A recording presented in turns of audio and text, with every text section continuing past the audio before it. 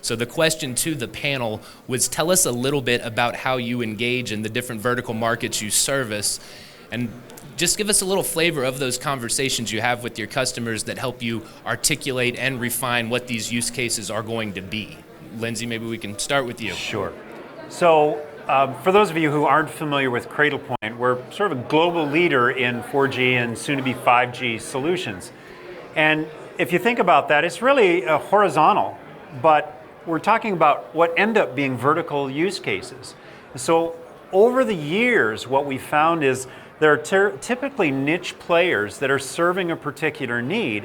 And so what we've done is partnered with them. We now have about 1,000 specific partners with very clear and specific verticals. For example, firefighting applications, we might talk about that one a little bit later, or security solutions, or things like that. And what they've done is they've needed the horizontal solution, that's what we've provided, but then they integrate that to solve a particular customer's needs. They then look for similar customers, and that's how they've grown their business and scaled horizontally within that particular vertical niche. And so it's having this portfolio of partners that deliver specific value add that has really made this successful. And then what we find with end customers is they see, wow, that was easy. And so it's just a rinse and repeat at that point. It's like, well, let's do the next project, let's do the next project. Okay. Todd, what's your approach? How's that dialogue work from JMA's perspective? Well, you mentioned a good way to think about it, fairly horizontal, right? As an industry, I always say we kind of act like plumbers. We create wireless connectivity with disregard for how people might use it. Our focus for years as an industry has been enabling mobile devices on phones, which we see shifting dramatically, especially with private networks and the need for these new use cases. So for us, while we work with mobile operators and we work with integrators, we're all of a sudden now working with people who are right at the endpoints, like the two guys on either side of me, and we're going direct into environments like the guys who run the league for all the major sports organizations. So we're going into applications like coach-to-coach communications. We're going in and talking about applications like connectivity of tablets on the sidelines, where I want better guaranteed performance, and I want the ability to review videos and not just images. And I want that done reliably, and I want it done securely, because I don't want the other team to see those videos, right? So you can cut across this industry and find hundreds and hundreds of use cases. Now, they're growing, right? As an industry, what's important about what we're talking about with use cases is, and you hear it a lot in this conference, of why do we need this thing called 5G? When you developed connectivity back 10 years ago, nobody sat around and said, because we need it for Facebook, because we need it because YouTube's going to be a hit, right? We couldn't envision that, but people consumed it. Now, if you look at use cases, you will hear people talking about video analytics, which takes a lot of energy. You'll talk about volumetric video, where I'm trying to produce, and you have to really reach out and imagine a use case of real-time volumetric video feeding virtual reality in an event that's going on real time. It takes an immense amount of data, so it's a very powerful use case driving where we're headed. And Marco, I know Telit is engaged in essentially every high-value vertical industry there is out there. So when you're dealing with healthcare, when you're dealing with agriculture, when you're dealing with public safety, how do you have these conversations with your potential customers to really get a better understanding of how they're using connectivity today and how that might evolve as we see 5G networks become available? We have to put the things in the context. 5G is somehow the prosecution of the LTE technology. As Telit, we offer products that cover essentially all the cellular technologies, starting from 2G up to LTE, CAT-M, narrowband IoT, but also LTE in AI categories. So essentially what we are looking at customer and use cases that are related to customers that are already involved in LTE ICAT. And on the other side, of course, we have to not to forget where we are in terms of standardization. We all know that currently the standard is release 15, and will essentially support the mobile broadband segment, let me say. that for us is represented by the fixed wireless access segment. So everything that is related to router and gateway for enterprises, CPE for residential, these kind of things. This is essentially the focus of Telit today. The next wave, in my view, at least for my company, would be the industrial application, but I believe we will have to wait till release 16. And also, we will probably need to wait that the industry will become aware that 5G somehow will, let's say, solve some issues or will bring additional benefit to their business. Paul, you probably have a little bit of a different perspective here, given your role as a neutral host provider, small cells as a service. I know you're engaged with carriers in some of the markets you serve, but other than carriers, what kind of clients are you working with, and then what are the conversations you have with them to really demonstrate what your value proposition is and how that solves a problem that they're facing? Yeah, so it's a case in point, really. MNOs, we're seeing it, and we heard it here today, that MNOs are launching 5G on a macro cellular kind of level, but that's not really going to enable the 5G use cases that have been spoken about. It needs a seismic shift to a different strategy in a way to deliver on some of those use cases, to deliver the site density that's going to be required. So what Dense Air about are delivering that dense and hyper-dense networks. And partly what we're doing is working with cities and to enable the infrastructure there, to enable them to draw down on those use cases. So I've been working with Dublin as an example in Ireland, and we've built a network there. And it's about making, we're working with Dublin City Council, it's about making them an active participant, an active stakeholder in that deployment. Today, in today's world and previously, they've been very much, just a passive player.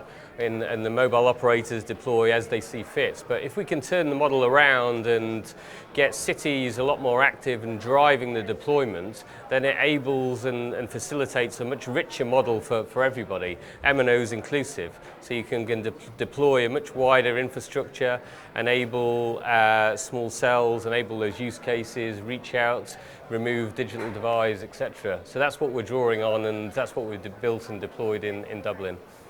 Well, let's talk a little bit more specifically about some of these use cases and your various strategies for addressing them. Lindsay, you brought up firefighters. I know public safety's been a great market for Cradlepoint, so maybe you can help us understand the evolutionary path here in terms of what are your customers unable to do today with LTE that they would like to do and that 5G will let them do? Sure.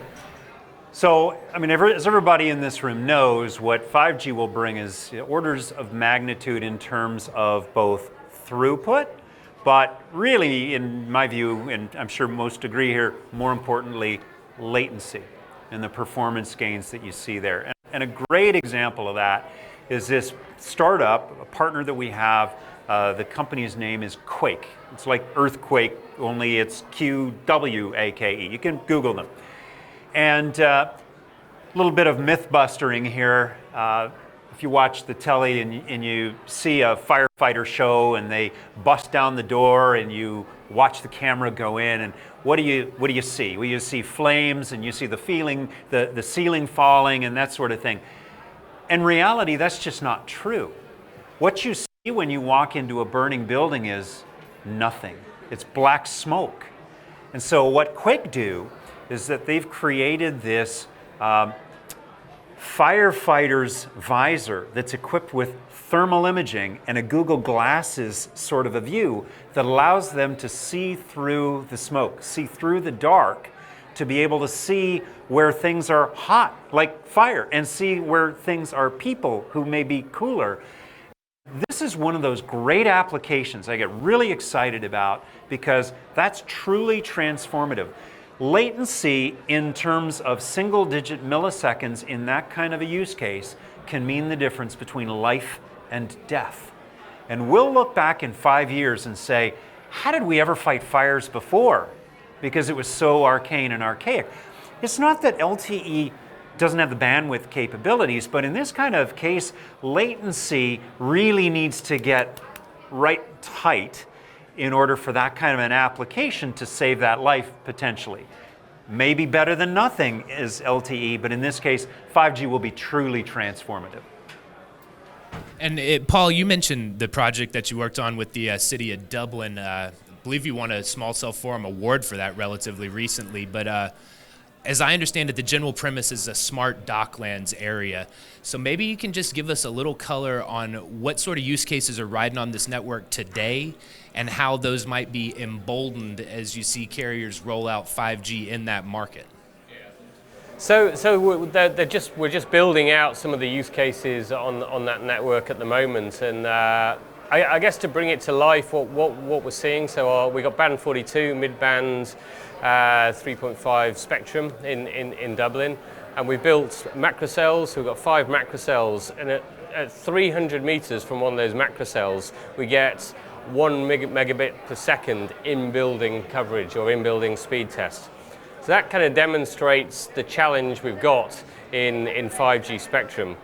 So we've deployed to enhance, not just the macro, we've got in-building small cells in there to demonstrate effectively the challenge we've got with 5G spectrum.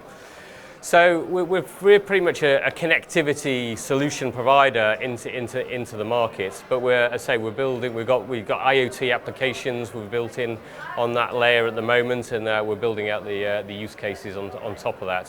One of the ones they're looking at the moment is around say the Docklands area, where people get a bit tipsy on stag doos and fall in the water, and they're looking at how they can make health and safety a lot more enhanced around that area. I look forward to following up with you on how that works out. Now, Todd, you glanced past a few of them: volumetric video, coach-to-coach communications. When we have this conversation about a smart stadium, I think a lot of the attention goes to enabling new types of fan experiences.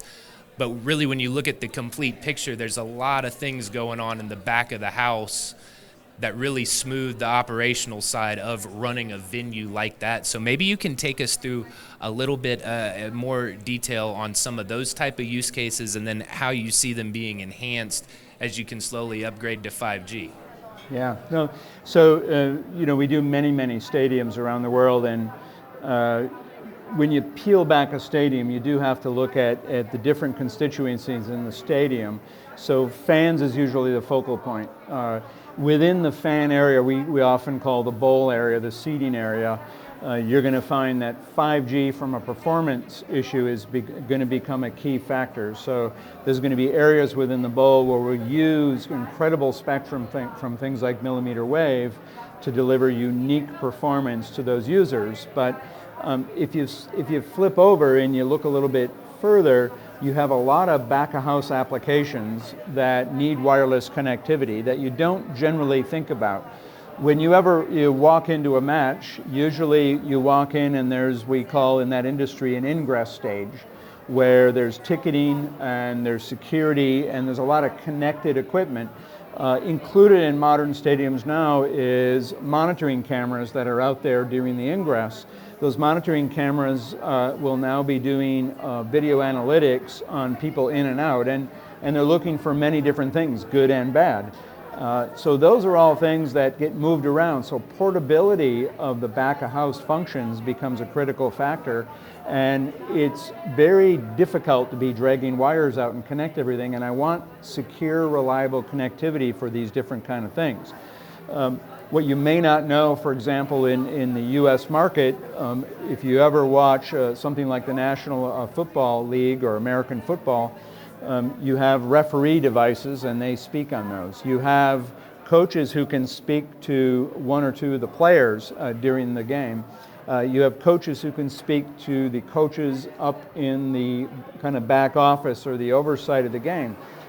All of those are done on slightly different wireless technologies today, and in many cases they're there well in advance because they have to validate which channels of specific wireless technology. In some cases they're using technology that is right in the middle of what is now the CBRS spectrum, so they're going to have to move that off. So really what's happening there is new technologies, particularly in the US, like CBRS technology, which gives us the ability to build a private network, will have individual channels that can be configured on an event-by-event basis.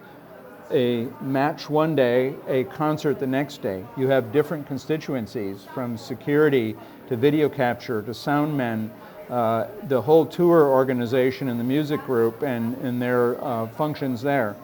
We talked in one session earlier today about 4K, 8K video. If you've ever gone to a concert lately, you know, there's a lot of guys running around with wireless cameras trying to capture and put video up during the event that you're at. Getting that to really high resolution 8K video over a wireless technology is challenging today, but yet we have layers of spectrum and we have a way to use the new technology to do that. And these are very, very different use cases than just connecting the mobile user. So it's an exciting area because it's a very, very different way to think about what we're doing with the network. We're going to come back to private networks, I think, but Marco, you mentioned manufacturing is something that's on the horizon for Telit, but you know, right now the focus of 5G NR very much on enhanced mobile broadband, and as we kind of move from release 15 to 16 and beyond that even, expect a lot of refinements that'll speak to massive machine type communications, getting up to 1 million connected devices per square kilometer. And then you get into that ultra reliable, low latency communications. So just from a strategic point of view for Telit, what conversations do you have today with your manufacturing customers that are going to be really opened up as we get further down the evolution of 5G NR and add these enhancements? It is essential today is talk to the customer and also educate them about what is the status and and to set also the right expectation, because there is a big hype in the 5G now, and in particular for the, let's say, the features or the capability that is promising. So of course we have to stay, let's say, calm, let me say, and yes, set the right expectation and tell them what they can achieve with the current technology today, and in particular tell them what is the status of the deployment, the status of the certification for the device and also application, because the ecosystem is still growing, and not all the things are ready to accept the device. And so we know that there are already devices in the market that have been announced, but there will be the need to see still some time in order to stabilize everything and to see a system that is performing at the same level that LTE is performing today. So next wave for sure will be the release 16 with additional features. There will be the improvement for ultra reliable low latency communication, these kind of things that will serve the industry. That is quite promising, but again, it will take some time to concretize. Now, back to this private network point, you know, there's a lot of moving pieces there. Todd mentioned CBRS in the U.S. We see some interesting things in Germany where they have dedicated mid-band specifically for factories. But, you know, Paul, you guys are doing it today, I believe, in some of your projects. You've got your carrier customers and you've got some private networks riding on top of that shared infrastructure. So what are some of the needs that your customers that go this private network route have? Yeah, well, we've got the option because we've got our own dedicated spectrum. So it enables us to play to the strengths, so enabling small cells at a lower cost point into the mobile operators, but also into private networks as well. So we can, one of those may lead first, you know, a private network potentially, and then we can deploy that and then give them options then to hand that, you know, integrate into a commercial mobile operator's network. So you can hand that off. So give them the security of private networks, also the benefits of handing back over into a commercial network. So it's about, you know, cost of deployment really, and one of the barriers that have primarily been there for small cells for commercial MNOs or even private networks is that cost to deploy. So with shared infrastructure equals shared cost.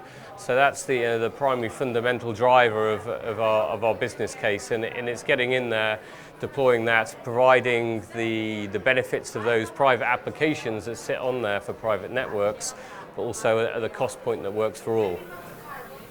Right. And, Lindsay, I was hoping you might highlight another use case for us that I think is very appropriate given where we are, and that's the work that Cradlepoint does with the public buses here in London. I had no idea. I mean, cameras, that's, kind of a low-hanging one, but you guys write a lot of different applications off of in-bus connectivity. So maybe you could just walk us through some of that. Sure. If you think about a bus or really any sort of mobile application, it's no longer a single application. We look at a vehicle as kind of like a mobile branch. So let's talk about the bus for a second. The first thing you want to be able to do if you're a bus operator is collect the fare, right? And you want to be able to do that electronically because now I want to use my Oyster card. I'm not going to be dealing with cash. So that all requires real-time connectivity. But you mentioned cameras. I never realized until I first heard it, there's nearly 24 CCTV cameras on one of those double-decker buses. Well, that's all about insurance management. If you've got people either claiming that the bus ran over their foot, or you've got problems with security with bad actors. I've even seen now that they can tell you what seats are available on the bus so you can help in traffic management. Let's not forget digital signage, because you have digital signage outside the bus as a revenue generator, even inside the bus. And of course, let's not forget about passenger Wi-Fi. And our society is so addicted to wireless, which is of course all great for all of us, but that's an opportunity to monetize. And I'm sure there are a variety. Well, let's not forget about where the bus is and when is it going to arrive, and my ability to serve up to my handsets when that bus is going to arrive. And we're just scratching the surface. There's just so many applications, and naturally a bus provider, any customer, doesn't want to have a SIM in every single one of those applications. It makes much more sense to have a hub of sorts providing that secure connectivity either over wired, Ethernet, or Wi-Fi or whatnot to those various sensors in the bus. It's kind of amazing when you really get under the covers and think about that as the next branch office, so to speak. So what you're saying is that anyone that was planning to fraudulently claim that a City of London bus ran over their toe, don't do that? Don't. It's not worth the pain. All right. Well, Todd, you talked about millimeter wave a little bit. That's the big thing in the U.S. right now on these early 5G launches. But I was hoping you could add a little context for millimeter wave as a in-building technology. You talked a little bit about this in your presentation this afternoon. I thought it was very interesting to understand the nuance because, you think millimeter wave, you think short propagation, problematic propagation, but not necessarily a deal breaker for an in-building type of deployment, right? Well, that's correct. And we talk a lot in our industry about where the mobile users are utilizing their devices the most, and we always go back to this metric that says 80% of the mobile utilization is inside of buildings. We know there's a lot of density in buildings. We know there's a lot of density in areas within city areas and within sporting events and entertainment events. So it's a logical place to solve for capacity, right? Now with millimeter wave frequencies, when we talk about double-digit gigahertz frequencies, the wavelength creates different propagation characteristics. So unlike a very low frequency like 600, 700, 900 megahertz, which can propagate for a very, very long distance, we have a different challenge, especially if we're trying to create a broad outdoor network as a macro network. But when you go indoors, the flip side characteristic of millimeter wave is it's very reflective, meaning that it will bounce off of things and reflect over to other things, which you could treat as a problem, but you could flip that over and say it's actually an opportunity. It's actually a unique way to build solutions for in-building, and in our case, build solutions for in-building that are small panels that are much like deploying an access point or a small cell inside of a building, have digital beamforming so that you can utilize that directional characteristic and the reflectivity to create coverage within those areas where you need them in a building. So plenty going on in terms of the debate around millimeter wave and how effective it will be. But I think what you'll see in our industry is very unique innovation around this technology. that will find ways to make it pervasive and find ways to put it inside of venues where we'll have these. I talked today on the panel about, or the speech about speed zones, right? And many of us know that you may not use your phone a lot while you're walking down the stairs to your seat at the next match, but when you're there 10 rows up and there's exciting stuff going on, the ability to have that phone work really well and share videos or capture information about the match very, very quickly is a powerful user experience that you want to get. And it's those kind of capabilities that can be enabled inside of these venues using millimeter wave technology. And Marco, a lot of times when I have conversations about IoT and 5G, the next thing that comes up is edge computing, where if we're going to have all these sensors streaming all this data, even if you just look at the economics piece of it, you're going to need to compute that locally, scrub off what's unnecessary, initiate some action. That also lets you take advantage of that real-time, nature of the air interface.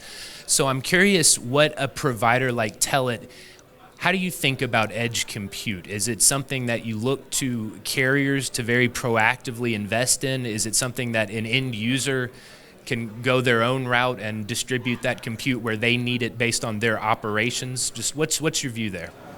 Well, first of all, when we talk about edge computing, there are two aspects. There is a device aspect and the network aspect. We have seen today several tracks talking about MAC, so MAC, multi-access edge computing, that is related to the network side, that somehow will help to solve, for instance, the low latency requirement. And then there is instead the edge computing that is related to the device side. On that side, we can play as Telit. We currently have a couple of product lines that where the customer essentially can develop the application inside the module and get rid of the application processor and all the related components, or reducing the bill of material. This is, of course, one approach. There are also, of course, a situation where the solution we provide cannot fulfill all the needs, because there are use cases where there is the need to support a lot of MIPS, so a lot of capability in terms of power computation. And this is also something we are looking at. And so there are these two different aspects. And Paul, further on this edge compute point, when I think about a small cell, you got to have a place to put it, you need power, you need backhaul. Seems like it'd be a great place to put some edge compute infrastructure. Do you see that as a kind of way to add value to your offering and open up new revenue lines? Yeah, absolutely. That's in our roadmap. So it's something that's coming out. And it's about, if we can get the small cell in the right location and then sucking in to do that edge computing, it's the key to it. And, we got a layer we call denseware, which we suck in analytics from end user devices. These are embedded, SDK embedded in your day-to-day kind of apps, and we suck that data in, churn it, and we can analyze where good coverage and bad coverage is today, and we can rate a building based on the deployment characteristics to kind of say that is a good building to put in a 4G or a 5G solution. So that's quite unique, and it's about the economics of getting in the right location with small cells. And if we can overlay then an edge computing module onto that small cell, it just enhances the deployments. So. I feel like I've done a lot of talking. Maybe we have some audience questions here. Just show a hand. I'll bring you a microphone. You've got access to a just wealth of knowledge up here. Encourage you to take advantage of it. Anybody? Yes, sir. So let me ask the panel about FirstNet. So what do you think of your solutions being ready, available for FirstNet? Who wants to take that first? Yeah? I can run with that. I guess I do have a microphone here. I'm just used to grabbing that mic.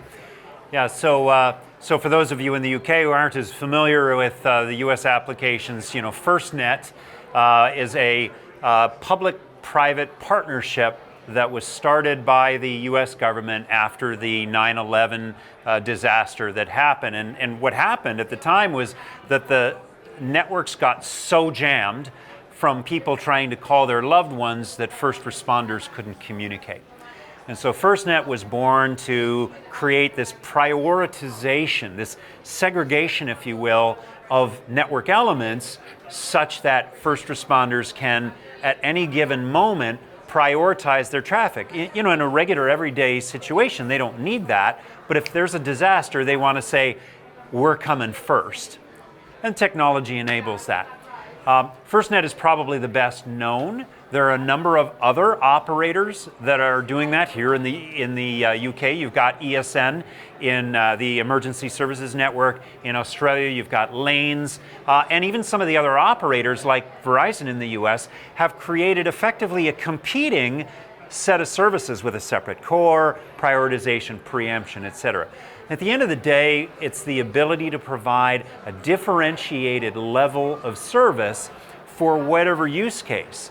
Now we're seeing that, as I just described, in public safety. We've been there, we've done that now for a couple of years. It's working really well. We're also seeing some similar use cases in the private sector that provide that same kind of quality of service differentiation based on an application or need. Let's just say you're providing that bus Wi-Fi. Well, you don't want necessarily to, if you're using a multi-operator network and you have a pricing paradigm that's different from one than another. Let's say you've got flat rate with one and metered pricing with the other. You're going to want to drive your Wi-Fi traffic to the flat rate and not worry about the quality. In case of processing my credit card transaction or my Oyster card transaction, you absolutely want the performance. So this is happening today, some in public sector, some in public safety, some in private sector. It's a great opportunity. Yeah, Todd, as AT&T builds out FirstNet and Verizon comes up with a similar offer, I know there's some sort of in-building public safety mandates that the owner or the manager is tasked with complying with. What sort of opportunity does that present to a company like JMA where you can help them meet their immediate mandate that they face, but also... Yeah, so I mean, if we think of FirstNet, right, we're talking about a prioritized set of bands and connectivity for first responders in the event of an emergency. Well, the funny thing is, when emergencies happen, many times they happen inside of buildings. So, as you said, when I walk through the doors, what do I see? But the next question is, what can I hear and how can I talk? So everything we deploy today supports the FirstNet frequencies. So we have the ability to add that on to all the in-building scenarios that we deploy today. But when we think about emergency response, the funny thing is looking back at what happens in an emergency situation. Now, FirstNet and a frequency in the air is good. What happened in the US when we had stuff come through Puerto Rico? What happened when we had the fires on the West Coast? Things burned down, stuff disconnected. There was no band. So there's a huge initiative ongoing in that area of first response, right? So a fellow in our team was called up as part of the Naval Command overseeing that initiative and did the readout to the US FCC organization as part of that initiative. Number one issue was didn't have communications. It wasn't just communications for first responders. It was communications for the people that were in those areas who, number one, couldn't say that they were somewhere and needed help to get out, right? Couldn't call loved ones and let them know that they were safe. So that whole layer of first responder systems that go in the state of an emergency when suddenly infrastructure goes away, or making the infrastructure more reliable, is pretty key, right? And then in the US, we use this term called smart grid, driven by Department of Energy, which is yet another whole mission critical layer. Call it a private network, because it'll really be a mission critical private network layer, because if you tie it back to the use case for why did I need first responders and why did I need an emergency communication system in the first place? Well, what happens when high tension power wires break in a storm and hit the ground of dry turf? They start fires. So when you look at utility and distribution of electrical energy to homes and businesses everywhere, and you have new IoT technology that can shut things down very, very quickly with low latency, we can create a very smart grid infrastructure that can respond to those and not create the problems in the first place. So these are the kind of things we're seeing and what we're looking forward to in this new infrastructure. It really comes almost back to some of the use cases, right? That's it.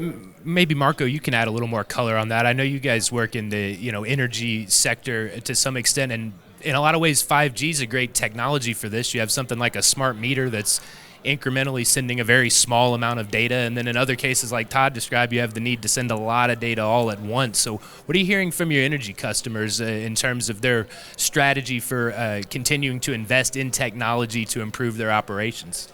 Yeah, well, in the industry sector, I mean, the technology that is being adopted currently is essentially focused on what they call mobile IoT, so category M and narrowband IoT.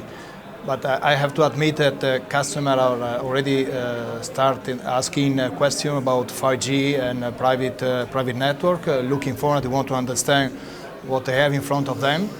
Surely for them, the big concern is the lifetime of the technology. There are some of them that should I bet on CAT-M and narrowband IoT now, or should I wait that 5G is mature enough and then I start with 5G? The truth is that the LTE or the 4G network will stay alive for a long time. We have not to forget that the 5G deployment, or the majority of the 5G deployment that are going to start, are non-standalone. So the 4G network will be the anchor for the signaling channel.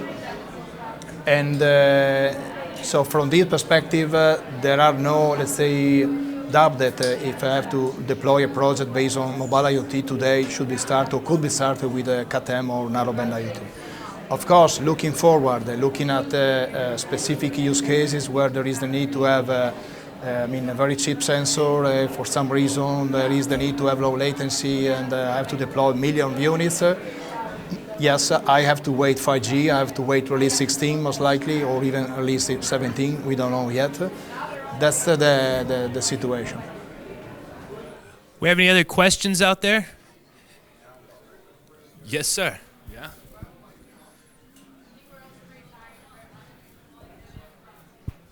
So, hello.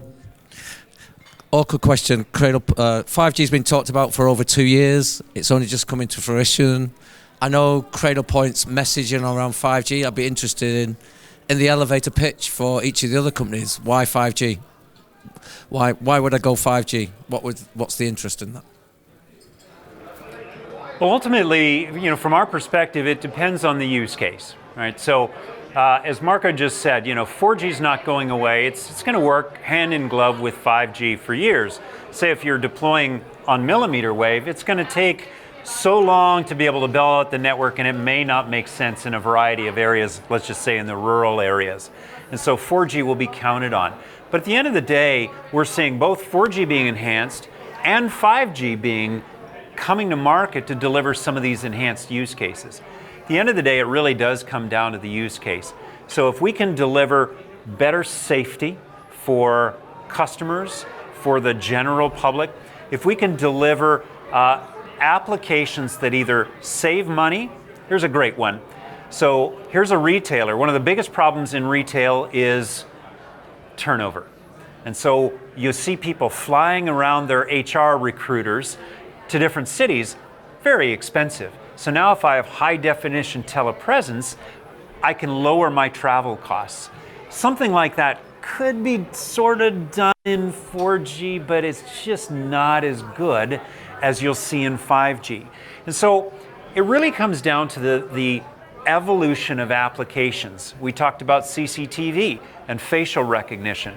Well, what can you do in 4G versus 5G? Well, in that case, it comes down to hit rates. It's not necessarily that we'll do brand new things, though we will. It's doing so many things better that will drive 5G adoption. Maybe everybody can take a shot at that question. I think that's a pretty good place to kind of provide a little summary statement here. I think it is. And some in the industry, want to think 5G is this narrow thing. It's millimeter wave, it's higher speed, it's lower latency. I think the thing you got to look at is 5G is really a shift to multiple attributes in the network infrastructure. So You hear us talk about enabling entirely different user applications and rethinking about it more than just plumbing that goes faster, right? 3G to 4G, plumbing. 2G to 3G, introduce data, right? Now we're talking about all kinds of different use cases with lower latency. The number of devices that are going to be connected to the network from guys like this are going to be tremendous, right? Well beyond what we know with mobile phones. There's as many subscribers across our homes as there is mobile users today connected to a network, which will shift into a common infrastructure over time. So it's a lot more than additional spectrum with speed and lower latency. It's what we enable, right? Now, when you talk about cost effectiveness, you know, we have a bit of a problem. We have an area plumbing which the willingness to pay has been a bit commoditized just for connectivity and mobile devices. So what we're talking about is finding new applications on one side that enable new service capabilities with things like edge compute technology. On the other side, we're transforming the technology from proprietary hardware technology into virtualized software technology. We've seen that happen in multiple industries before. When you make that transformation to software in as much of the network as possible, the economics change radically. In Italy, we changed the stadium in Rome, Stadio Olimpico, to fully virtualized RAN technology. They bought back 90% of the footprint of the space where they had legacy eNode B, and they doubled the capacity in the stadium. It's all running on a rack of Dell servers now. All right? That fundamentally and radically changes the economics, lowering the cost and the speed that you can deploy these networks. So 5G to me is not a one-trick pony anymore. It's about many, many different attributes that we're going to change in the entire ecosystem. Marco? Definitely, I agree with you, and let me say that the challenge stuff would be essentially that this technology will enable a lot of new use cases, and the challenge would be to understand which of them we will be able to monetize at the end of the... Yeah, that's all. Bring it home for us, Paul. Yeah, it's hard to add to some great comments. I think we're all aligned. I mean, I think absolutely, you know, 2G, 3G and 4G, for me, largely being kind of consumer kind of services, it's very much a bit pipe, and 5G, we don't really know how it will change our lives and how it will transform, but it will do. And it's about building that fabric. It's very much, you know, we know it'll be millimeter wave, we know it'll be hyper dense, we know it's a tactile internet, and there'll be a whole array of applications and services. And it's not just mobile operators delivering that to consumers or businesses. There's a whole another service layer and app layer above that will take that and transform it. So it's about delivering it, being more efficient, and you know, delivering it where it matters. Well, gentlemen, I really want to thank you for sharing your perspectives with us. Big round of applause for the panel. Thank you. Great work.